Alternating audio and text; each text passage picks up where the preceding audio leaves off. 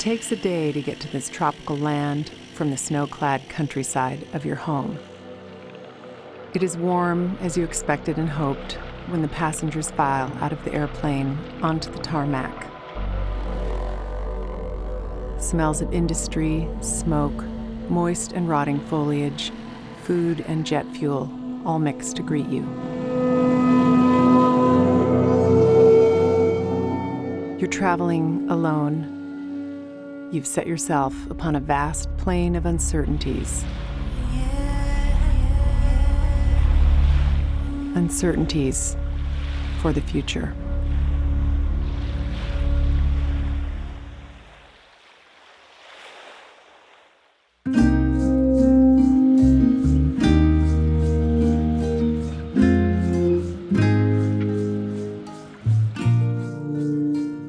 In my life so far, I have moved 31 times, across the oceans, across countries. But when I came to Belize, it seemed a muse had landed on my shoulder.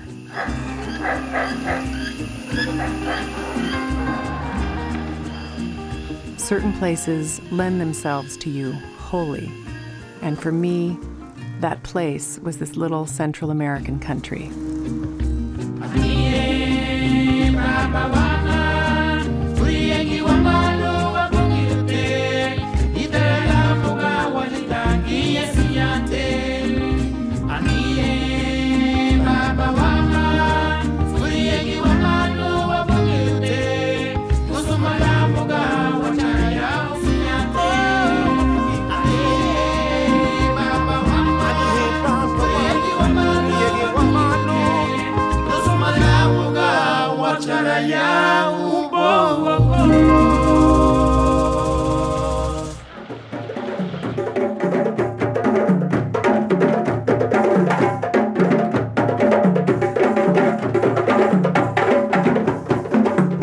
If you mention Belize to most people, they will often respond, "Where's that?"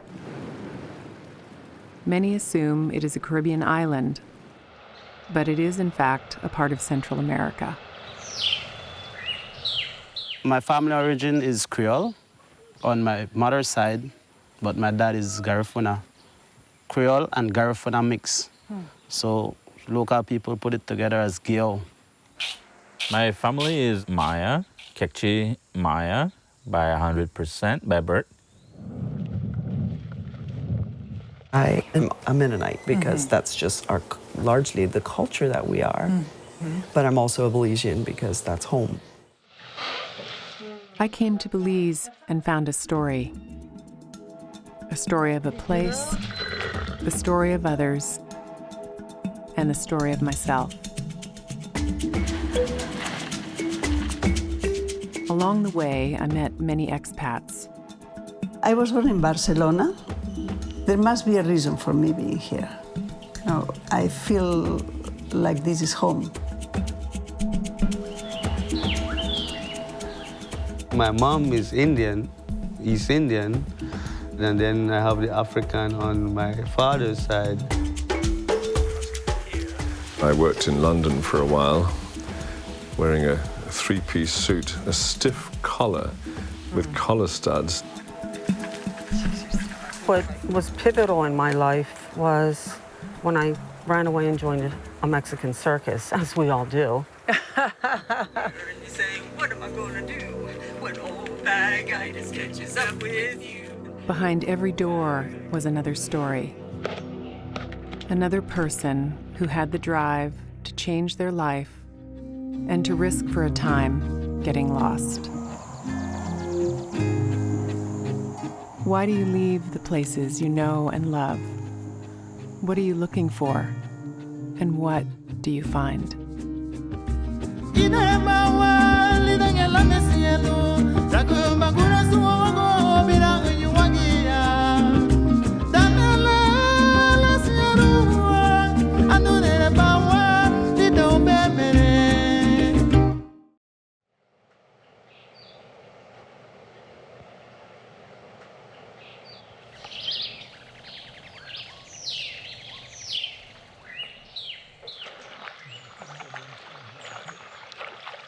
It was so free here.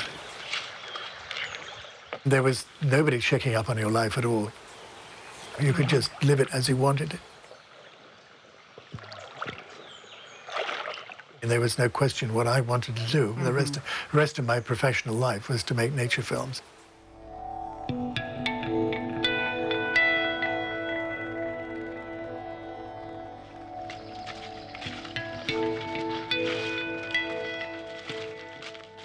This whole property is covered in old sets that we've used over the years.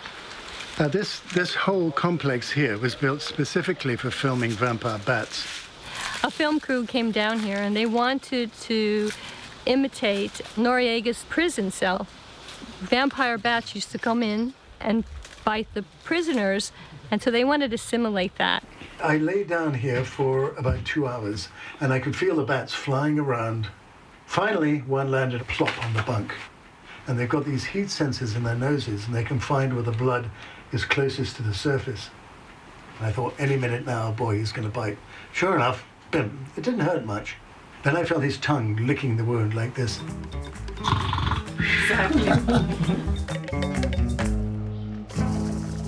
Filming wildlife here is really quite hard in the rainforest because you hardly see the animals, let alone film them. So we had to, whether we liked it or not, build elaborate sets, filming sets, and collect animals. We're building a set here for a species of turtle that occurs here in Belize. It's called the Hickory turtle. Now, they're amazing turtles, these things. They never come out of the water, and except the females will come out to lay their eggs.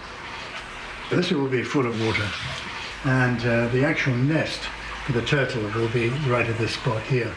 We go down to the river and we collect up materials, leaves and things like that that you find in the habitat of the turtle.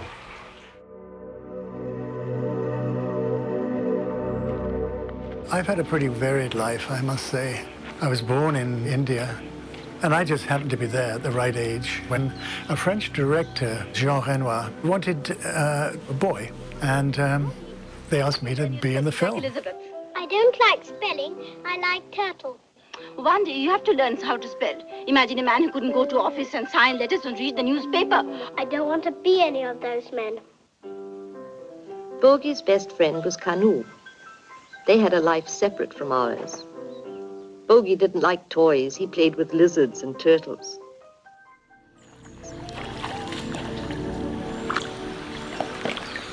These beautiful skeletons of fig leaves.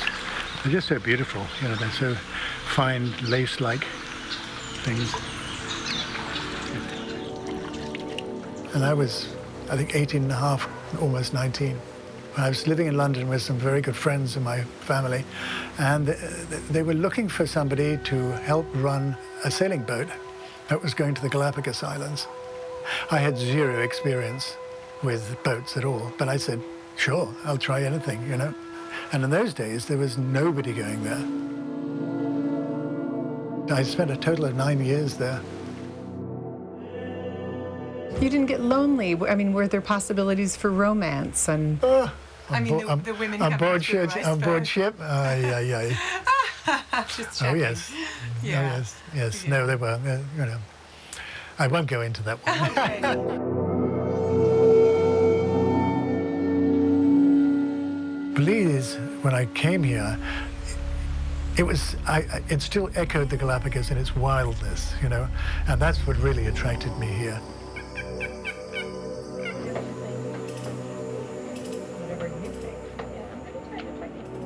I came from a little town in Pennsylvania, and all around my home was like forest.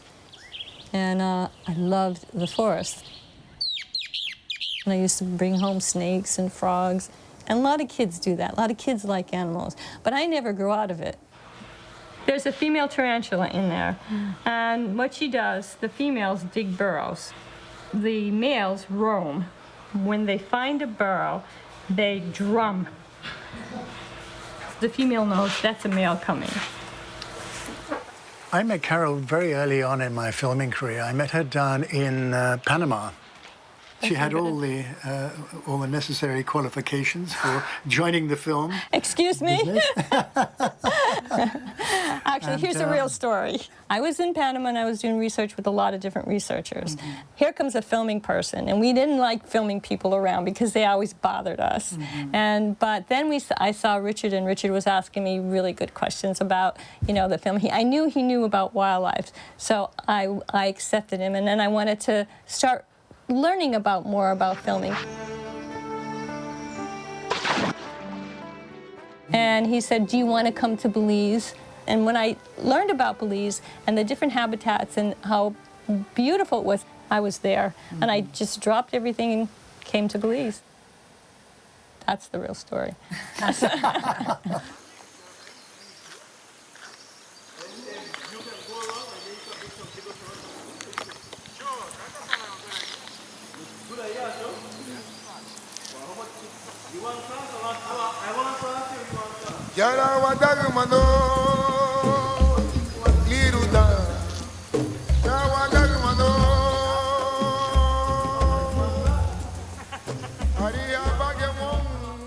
What is it that changed in you as you decided to make your move? You vacillated over and over between staying and going. Fear, loneliness, uncertainty can keep you from being in this place you have now chosen. Perhaps you've left family or children behind. How could you leave them, people might ask. How could you leave them, you wonder daily.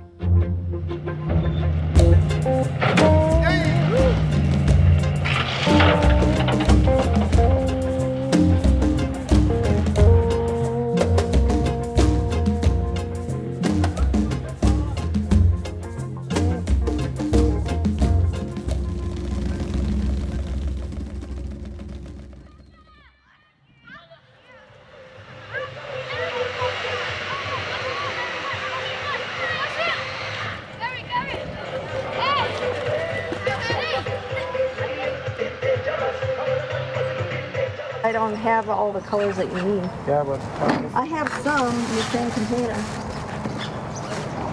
So if I went to the fortune teller and she said, you're going to end up marrying this guy in a small maroon village in Central America, and you're going to have a family, and you're going to be somewhat respected in the town that you live in, I would have demanded my $5 back, right? Because I would have been like, you're crazy. That's not going to be me.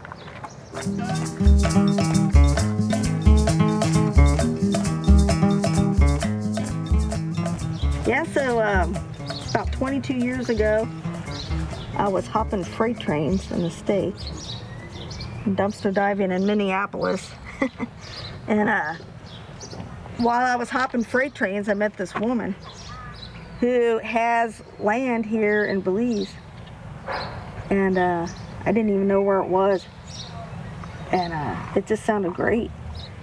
What got you to the place where you were riding around on train cars and digging out of dumpster dumps? Do you mind talking about that? I mean, that's really, that was you know, the end of the line for a lot of people, but not you, obviously. No, that was just the beginning. I used to live in my car because I had a job and everything. And I lived in a '74 Cadillac hearse, of all things. So people used to leave notes under my windshield wiper if they were trying to find me or something. So I'd come back and say, hey, I stopped by and, you know, left a note. And this guy was, somehow he mentioned, I was like, oh, well, I live in my car. And he was like, oh, are you homeless? And I'm like, no, I live in my car. The guy was like feeling so sorry for me. I'm like, no, I'm cool. I chose that. I chose it. I guess I just wasn't bound by what I was supposed to do or what society was telling me to do. And I just kind of did what I wanted to do. And then you meet other people like that too, so then it becomes very normal. It's not, you know, it's such a nice relief and break to be with people that also hop freight trains and dumpster dive or whatever. You know? Everybody wants the same thing, you know? We just do it differently. There's different artists, there's different, but you know, not everybody paints the same picture, but it's still a fish. We all want the same thing.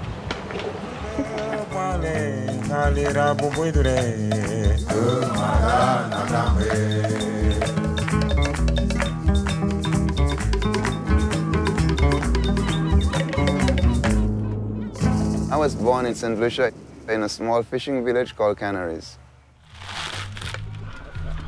That's a big one.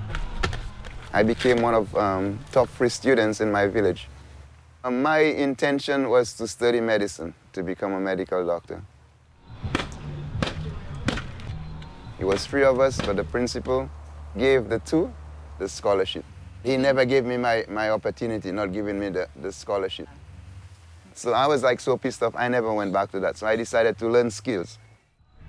You want to open it or are you gonna? Yeah. Okay. You know, at the age of 12, every afternoon after school, I would help my uncle because he was a plumber. And then by the age of 14, I was the plumber for the district and then doing plumbing in the village. So that's how I started my life. That's the water.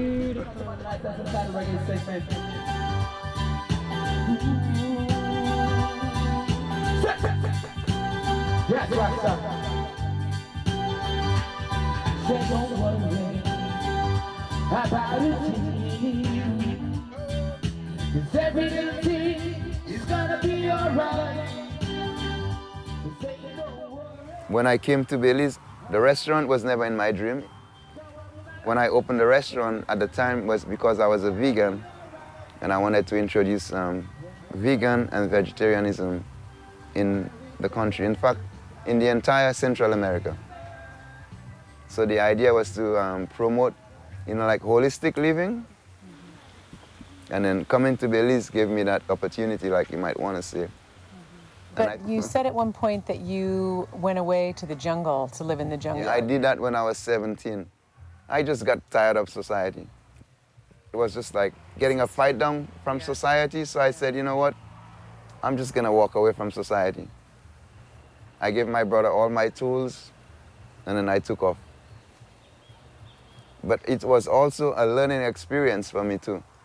Seeing that you could do without relying on the society. And then the idea was to cook in a clay pot, drink water from the spring, and all my utensils were made out of wood. Yeah. So that shows me that if Babylon falls, I can survive. I did that for 7 years. You didn't have like this really conscious choice about coming here. You met your friend, the woman who was your partner. Yeah. We both had the same vision. So her thing was to come here. She had already been here before. And then we would do like a homestead, you know, where we'd be doing farming and I would be growing my own food and stuff like that. But when she died, you know, that kind of like changed a little bit because she was hit by a drunk driver on the highway.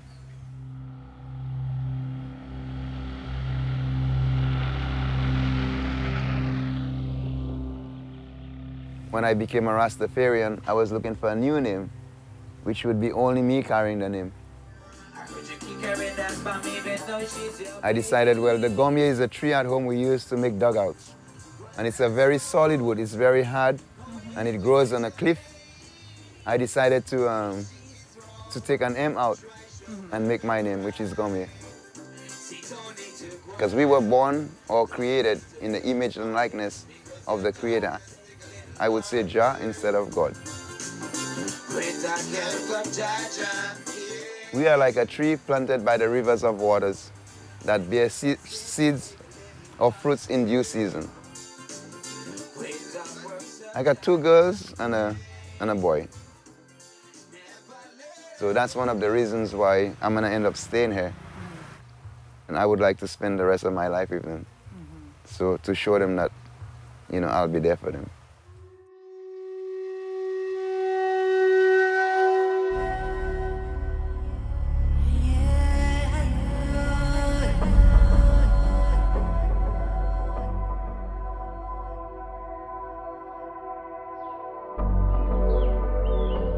You came hoping for a muse.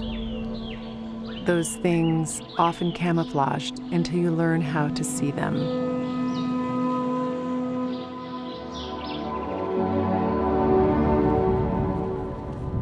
You are learning to be quiet in order to see the things you seek.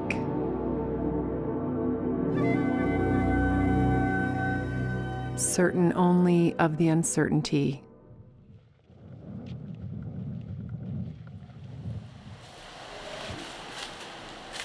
You're willing to get lost.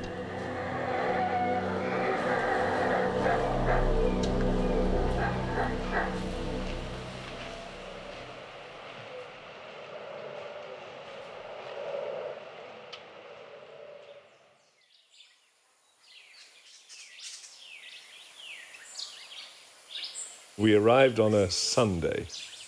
I always remember it was raining and Belize City is dead on a Sunday.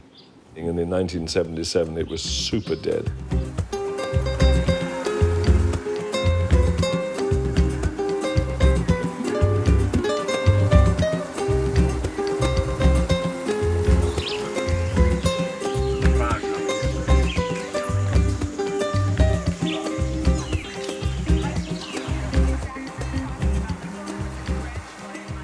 We had no preconceived ideas of what Belize was. I hadn't actually any idea what Belize was like, other than it was a third world country and had been a colony. I remember going to a travel agent and trying to find out about Belize, and they suggested I call the Foreign Office. I was born and raised in the UK, and then I left and went to Africa.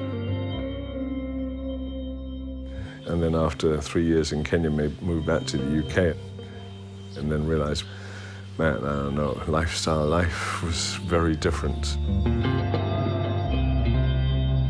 It just wasn't really that exciting, you know. It was, and you know, when I'd been living the last 6 years, it was very exciting. And it's kind of interesting because you always think that you should have an idea of what you wanted to do in your life. Well, I didn't have any particular sort of thing which I was really interested in.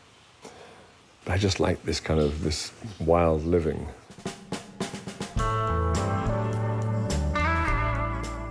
It was a fabulous time just to be alive because it was our time. It was the peace and love generation's time and the flower children's time. We had a ton of freedom. I believe that we were born at a very important time, and I believe that we were able to really make change. Like most young people, I was very involved politically, and of course we had the Vietnam War going on. And I found it difficult to remain in my country, and so I became a conscientious objector. And I left to study in London and ended up going down to Kent to pick apples, where I met my husband, Mick. Lucy and I met apple picking in Kent just after I had come back from Africa. We cut the grass, we bring it back here, we mix it with sawdust from the stables, and that all gets turned into compost. So what's that at? 120. But I mean, if you feel the temperature there, it's pretty much the same as it. Be careful this time. So this is all horse manure. Those are worms. Those are the California red worms.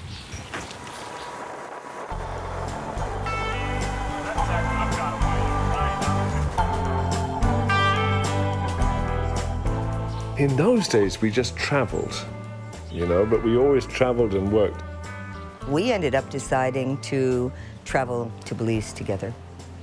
In fact, this is where our stories probably divert a little bit, because I thought we were going to South America because that's where our skills would have been used.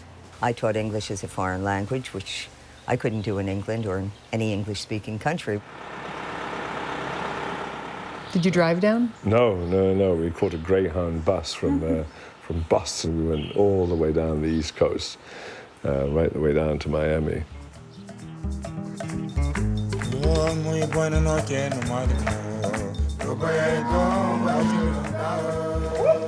So frankly, I don't know. We just came down here to, you know, to look for something to do, and you know, we weren't thinking this is going to be home. Our intention was to stay for a while and then head south. But when we arrived in Belize, there was something that held us here, and I don't know quite what it was. I mean, there was the matter of it being a little bit like Africa in terms of the mix of people, and we were free to do whatever we wanted. Mick took a job picking beans. On the way back from that job, we ran into this English guy who actually owned this property here. And if we wanted to come and grow veggies up here, he'd rent it to us for $300 a year. And it progressed pretty slowly because, I mean, you know, all I had was a shovel and a spade and a rake and a machete. And there was just nothing dug here at all. We didn't have a vehicle for 7 years. So our transport was either by dugout, canoe, and the first year we didn't have an outboard, so we used to paddle from here to town. No road. No road. No electricity, road. obviously. Oh, no. Yeah. No, nothing. No, nothing. It was just raw living. You know, whatever vegetables we had, we would only go down once a week on a Saturday, which was when market day was in town. You know, take down whatever we had, and then we normally used to buy a bottle of a 1-barrel rum to get back up the river again. But it was that was a sweat.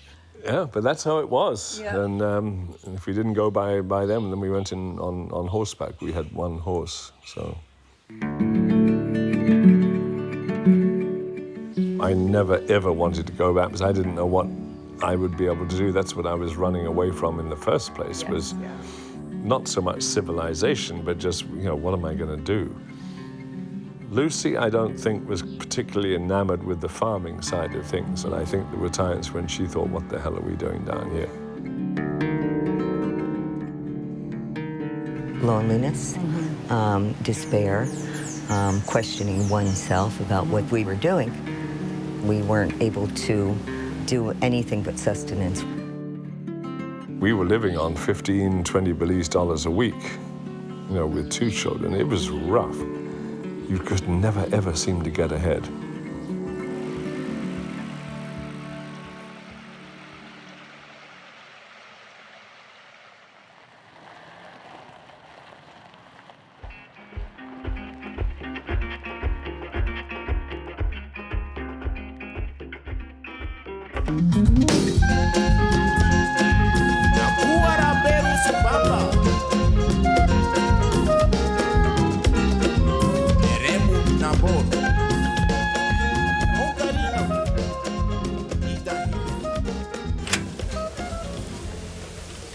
Hi, Panama. Panama is a very important ambassador for harpy eagles. All right. They're considered, in some of the literature, they're considered to be extinct in Central America. One of the reasons they're so rare is because people are afraid of them, but they are just the most wonderful, pleasant birds.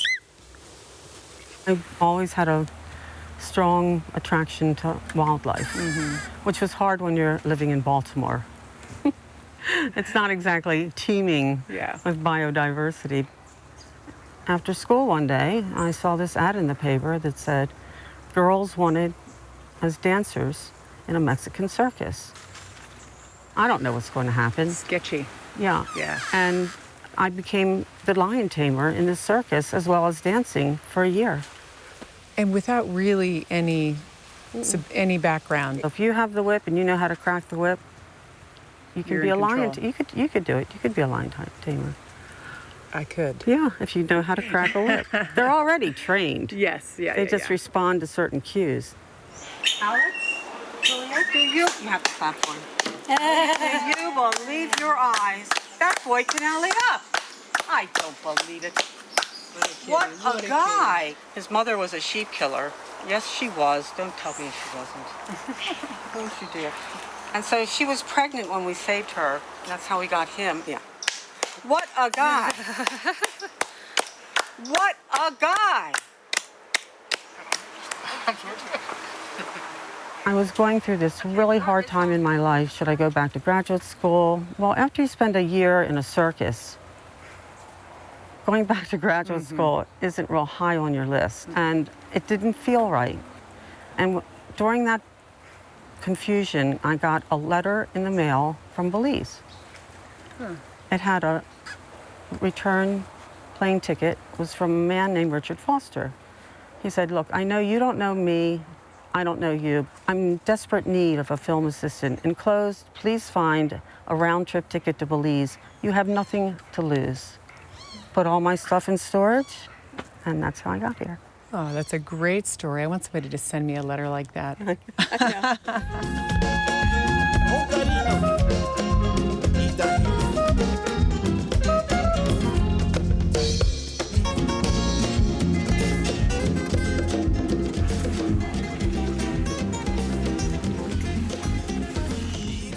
So I was called and asked if I wanted this baby crocodile.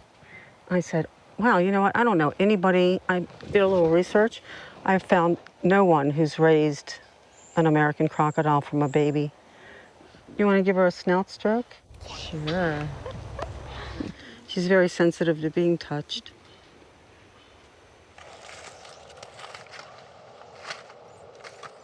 The raccoon relative here is the Coatamundi.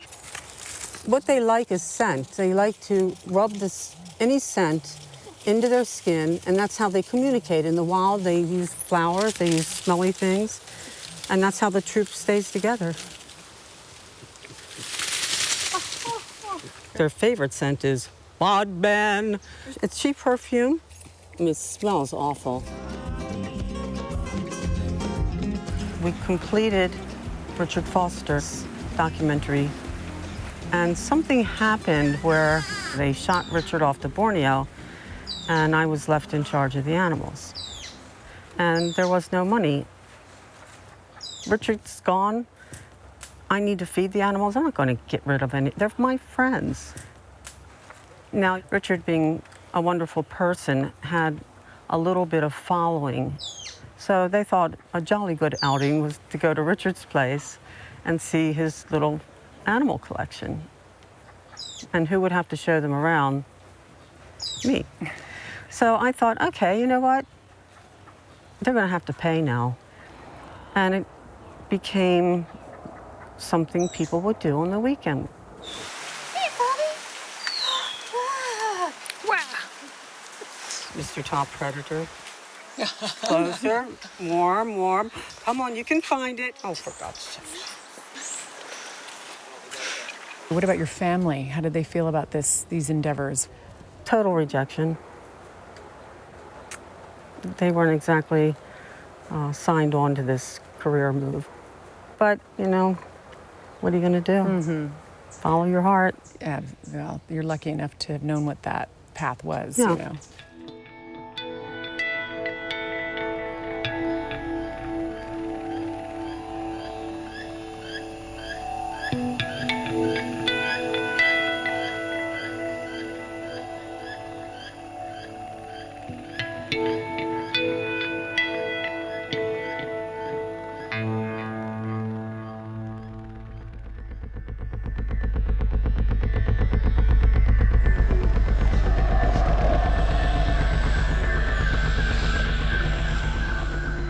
In this foreign land, on the endlessly varying earth, you abandoned your former self.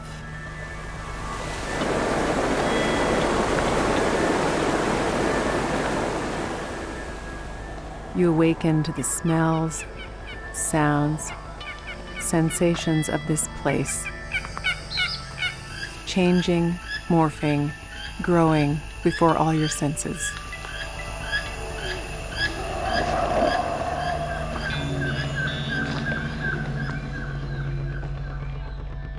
For a brief time, you forget about your life in all its permutations.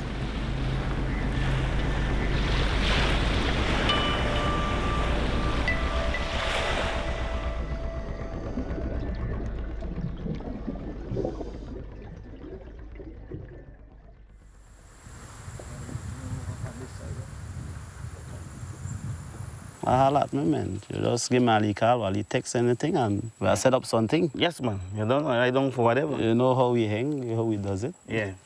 The Creole came about because the slave interact with the British.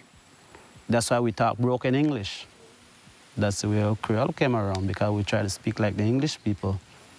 And ever since. I think we both have the same languages, like, you know, Polish. We could both understand each other. And I raised up with my grandmother. And whenever she talks to me in Garifuna. We start to pick up the little Garifuna. But it was very hard. We understand it, but to speak it, it's hard for us. Yeah. My dad's, he's from St. Bite village. He was the first person in that village. First person, and he find his girlfriend there. And half of that village is my family. Is your dad's kid? Yeah. Yes, it's for real. It's for real. Okay, all right. How many kids did he have? Tell the truth. I would have said like 19 to 20. Very huge family. Okay. And Paula is my friend from when we was like almost like 8 to 9 years old. Or even before that. Like, yeah, he's my brother from another mother. That's what we call ourselves. Yeah. Good. And he respects me and I respect him as his religion. Rastafarian, there's a lot of things behind it. You live biblical, you live by the Bible, you live in peace with people, you respect people. There's so many type of mixed culture. Right. And the most part around here, it's like you give respect, you get back respect. Yeah. It's very loving, peaceful. No one disrespect. No one, regardless what culture, what color you are. We all cooperate together. Yeah. We all cooperate.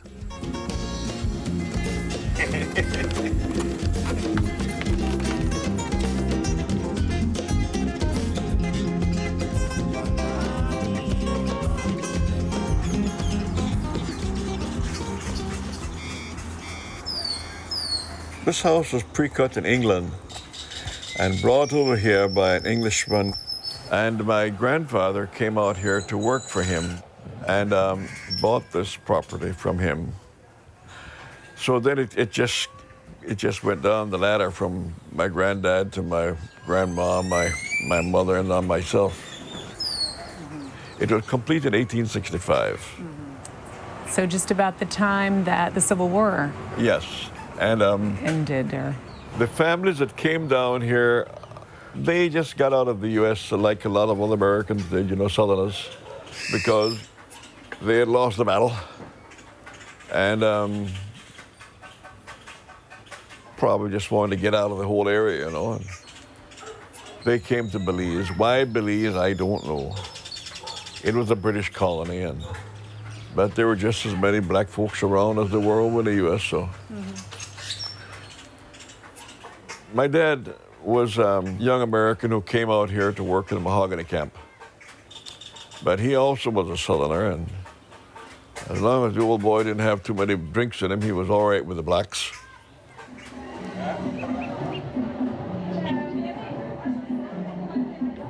I was born in Punta Gorda. I lived here all my life, practically. It was extremely hard for me going over to the U.S., spending my weekends in Gulfport, Long Beach, Mississippi. I was so used to associating with black folks, you know, and over there they were back door.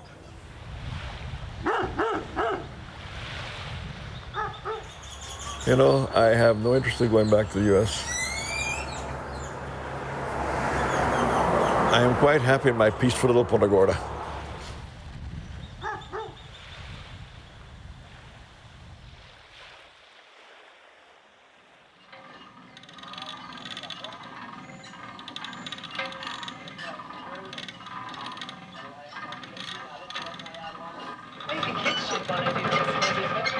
All right, here you go.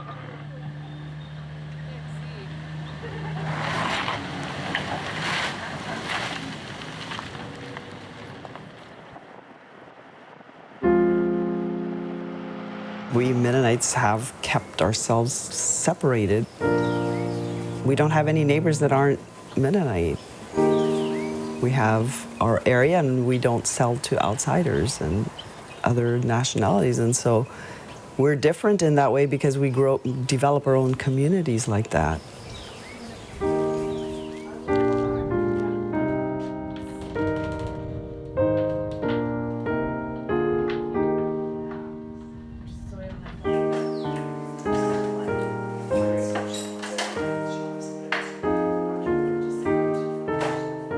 We've carried the German language with us till this day.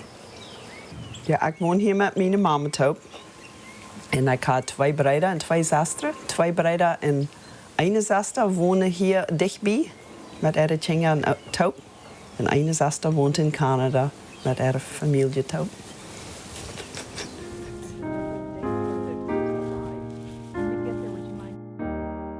Here you have dates and list of family names of when these Mennonite families arrived in Belize. So March 14, 1958 was the first group, which my mom was part of that group. Yeah. Only the men's names. I was 10 years when we came. We traveled 10 days, bus, train, and a big truck through the jungle, 12 hours. With no water. And my husband's father got very depressed because he pushed it very much to move to Belize.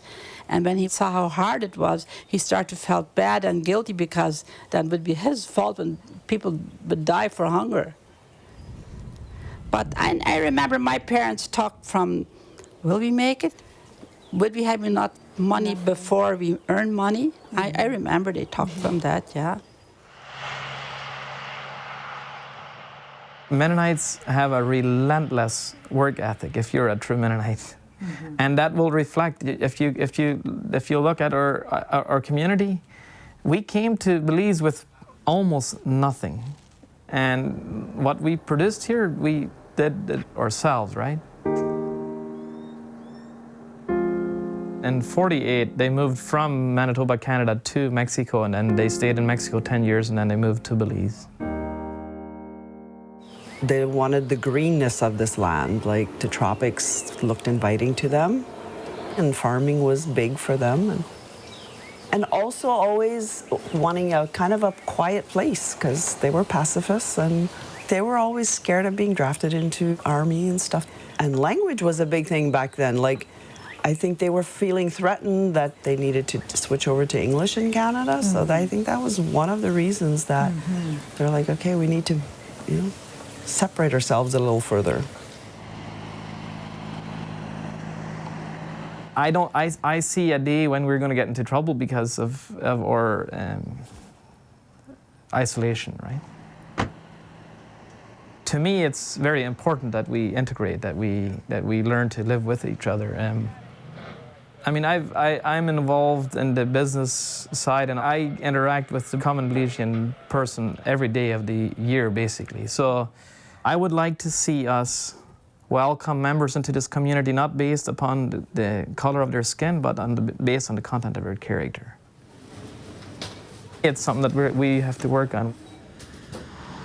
We are Belizeans, and we will need to make sure that we get along and also integrate a little bit more with our other Belizean brothers and sisters. No, there's definitely still, like, the man has the say, and, well, let's say if there's a community meeting where all taxpayers are invited, I'm a taxpayer, and if I show up for that meeting, I very likely will be the only woman who shows up, so that kind of gives you a picture of where things are at.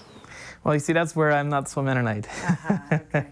I think that there should be very little difference between a man and a woman.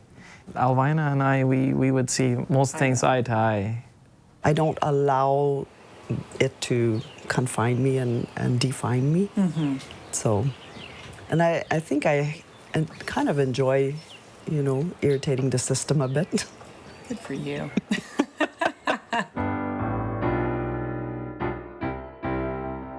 I am Belizean. I've never lived anywhere else. So, I mean, I was born here, I was raised here. The longest that I've left is for 3 weeks, so. Well, I think myself as Canadian. Okay. I don't know what otherwise. I love the diversity and all these different cultures all around me, and just, yeah, the uniqueness of this little country. It's home. I think that's the beauty of Belize, that it's not easily defined, you know. Supposedly, is it the Belizean flag is the only flag where there are people on the flag? That is correct, yeah. Do you know what it says there? Do you know what it means? Sub umbra floreo. Under the shade we flourish. Under the shade we flourish. The most important thing we could think of is that if we sit under the tree, we flourish, you know?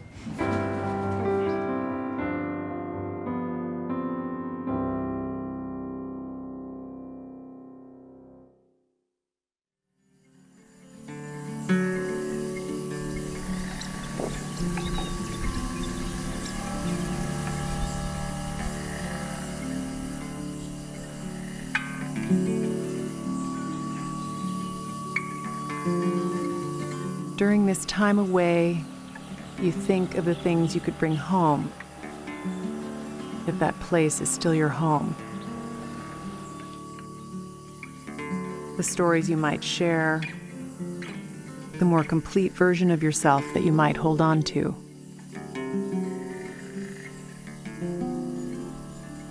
You, like many others, may remain an outsider, no matter how long you stay. Will you go home?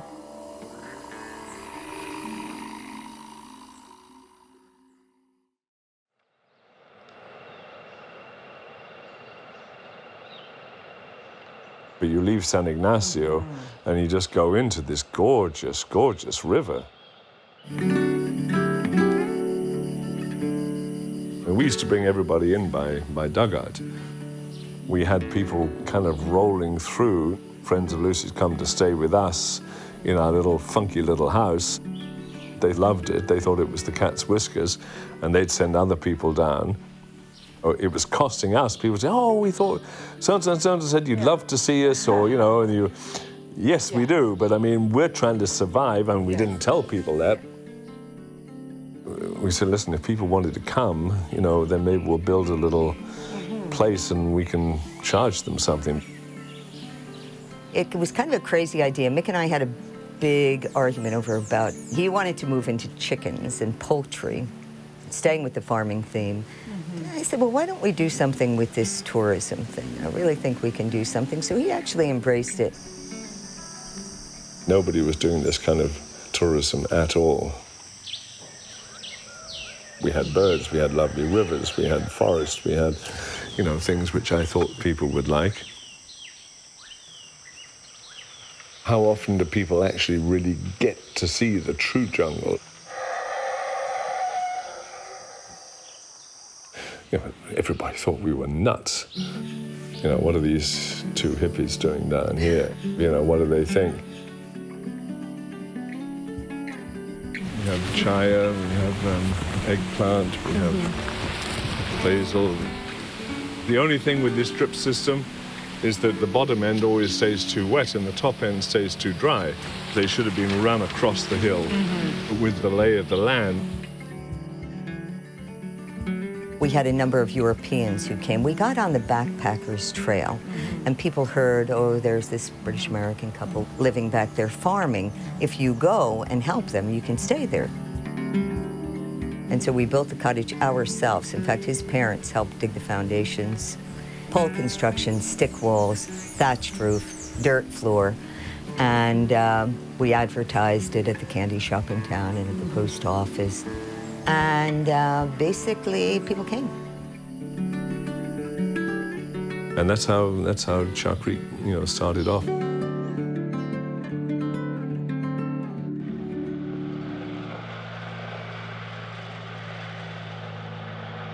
One of the things that kept us here, I think, is that we had very few options.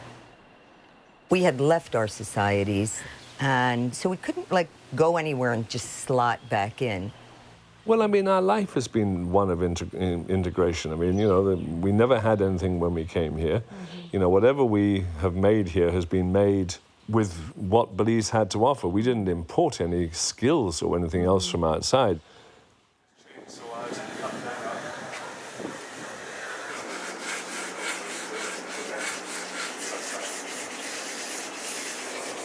But even now, 40 years later, or 39 years, it's still a challenge sometimes when you meet someone, whether they be in the police force or in government offices.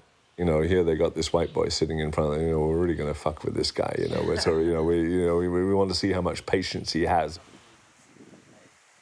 But to me, I'm living in somebody else's country, so I have no problem with it. I always look back to the way that English used to treat, you know, the Pakistanis and the West Indians when they first came into the country and some things. I mean, people were just downright rude to them. So, you know, if we can do that to other people, then I have no problem in having to face the same kind of consequences myself. Yeah.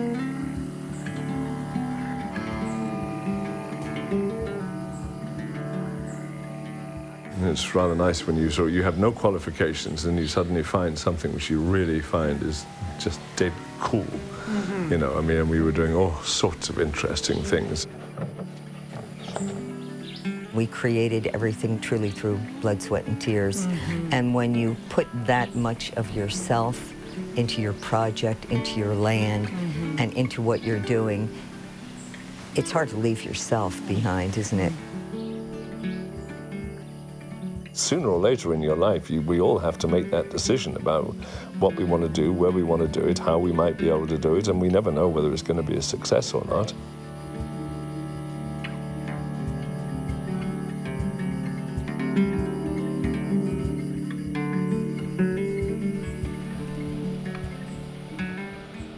This is our national animal. When they're babies, they look so adorable. Babies are amazing, look like little deer. It's the animal that made me really understand the need for the zoo. Do you know how many people, I got so tired of hearing, why do you want to save that animal anyway? Do you know they're dangerous? They're dangerous, why? Because they can skin you alive with their nose. And I mean, everybody believed it. From the top of government to the smallest kid. I thought, how is that going to help an endangered species? There's no sweeter animal and no more important animal to a rainforest as a seed disperser than a tapir. Yeah. So that kind of got me thinking that we need a wildlife education center.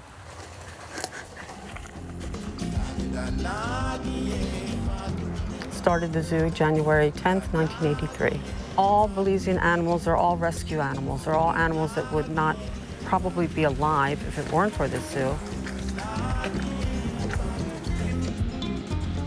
They've been in small cages, they've been mistreated, they've been fed wrong, especially monkeys, and they all have different demented personalities. And the big challenge is turning them into monkeys.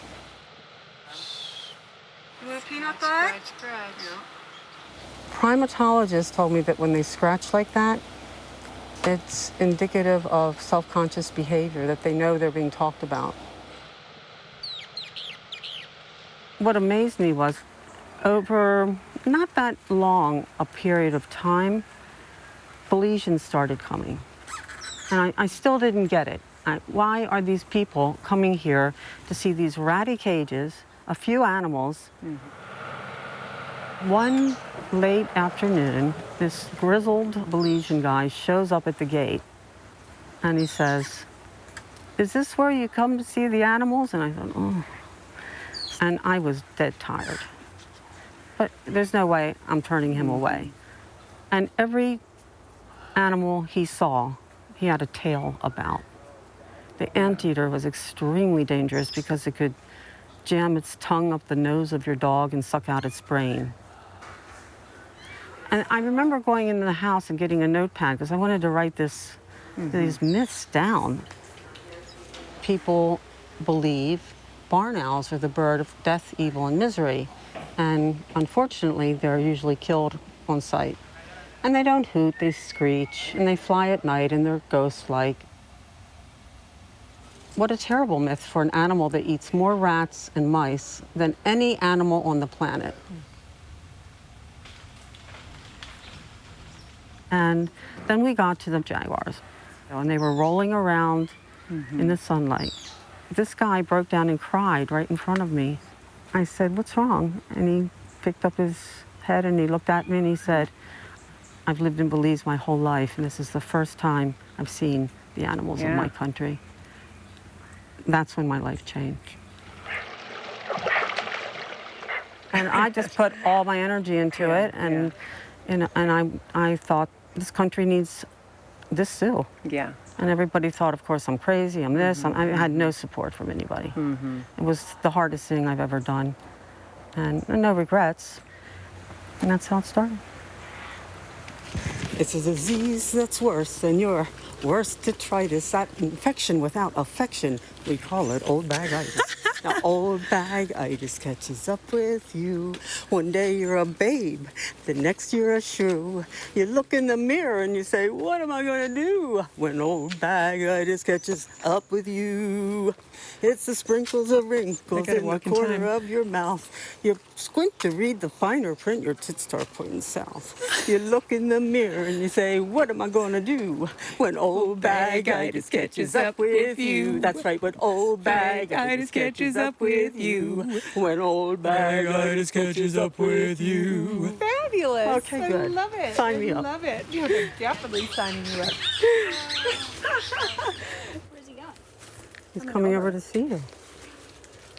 Hi, George. Hello. You are so pretty. Yes, you are. So pretty. The scarlet macaw should have a good future, or a healthy future, not an endangered future. There's less than 1,000 left due to the alteration and destruction of habitat. All right, George, thanks, bud. Good boy, too. I was hoping to find a meaningful life, assisting endangered species, opening people's minds to the need to save the rainforest.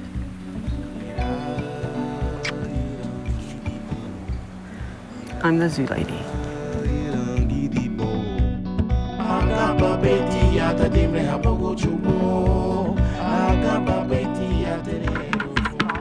Come on, you guys. Look at how they're coasting over. Oh, hello, madam. You're there. And big boy is. Have you seen the baby in a while? See how much he's there he is. grown. Oh, look, he's got the foot. Yeah. Look at that.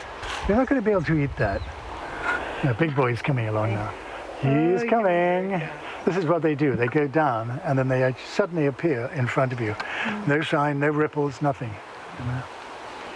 The big fellow, 30 years ago, was about 3 feet long. People all over the country knew we had a collection of animals. It was the dry season, and this guy knew it would die otherwise, and he said, "Do you want a croc?"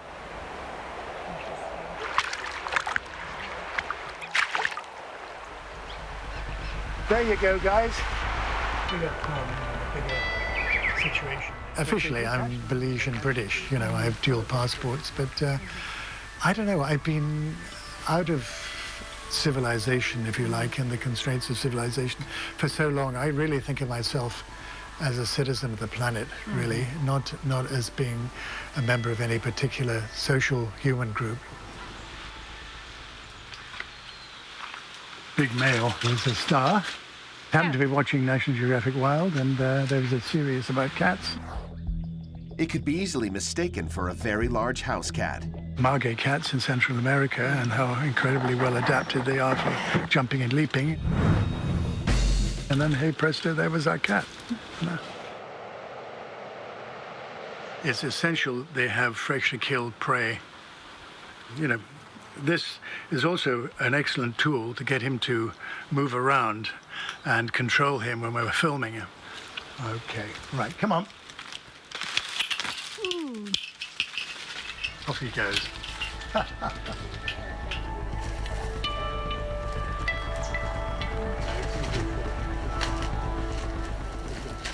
I live out here so close to nature. Both of Carol and I, we're acutely conscious of climate change, you know, and we see things changing around us.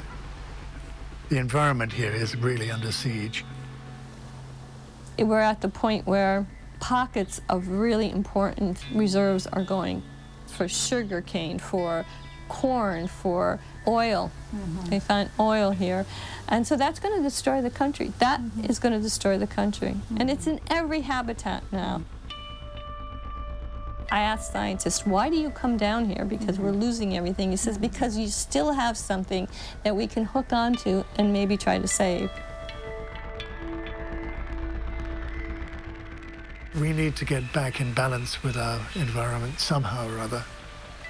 So what we do now, we do a number of small conservation films, and the idea is to show them on local TV and try and help the situation in the country. We are trying to help the country that's given us a heck of a lot over the years. Oh, this is great. This is the way I get around the property. And when they did Wild Passions, they interviewed us and showed us doing the anaconda film in Venezuela. The Fosters faced a much more serious threat than the anacondas. I felt my legs kind of get weak, and from my lower back up, I had a really bad pain, and then I lost my legs. I told them, I need to get medevac out of here. So, okay, Frank, you got it. I was scared, but not scared, because I figured, oh, we're figuring out what's wrong with me. And they think that was the start of MS.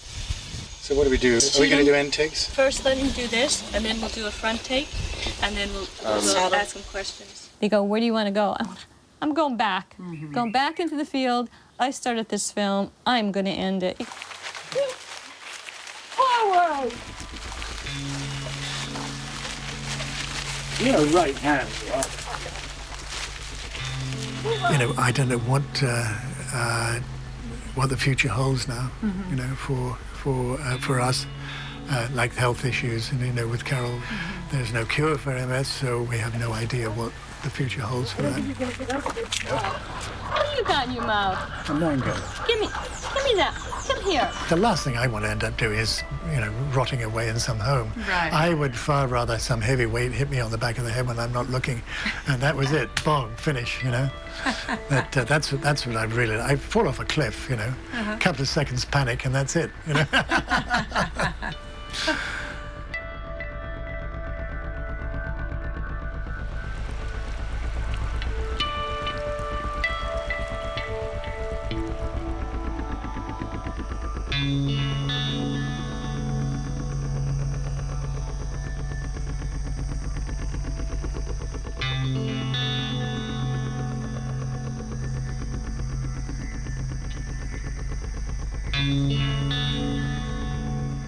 Departure is perhaps a summation of life's perpetual flux, encapsulated within one task, that of leaving. Amidst all the time passing, the lives that made you, the histories inherited, you are left with the same necessities of those who constitute your past. Survive, fill days, make your loves last, regenerate with the spring, thrive.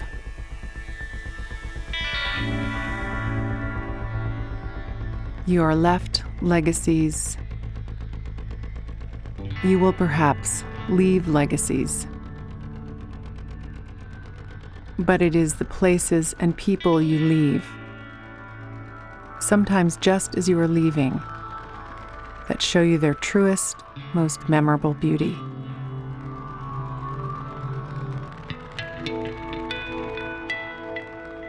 You discover this parting grace as you take your leave.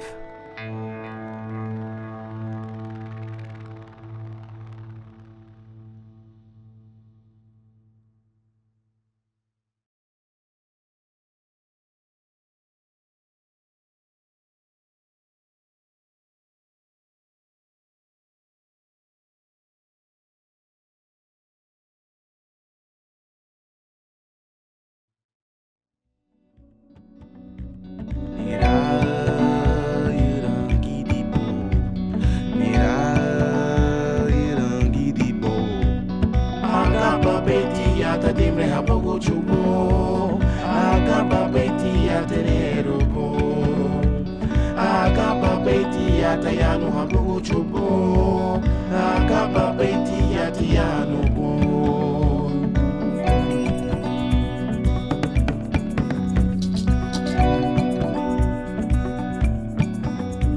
Adamore bay fula solo bari iniye Kone gi behemeti abiga habure Adamore bay fula solo bari iniye Kone gi behemeti abiga habure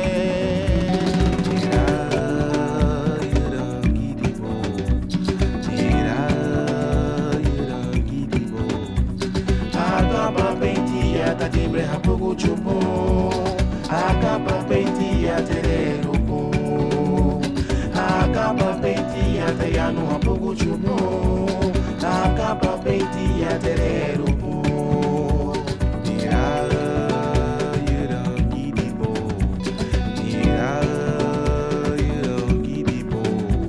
Agaba beti yata dibre hapugu chupo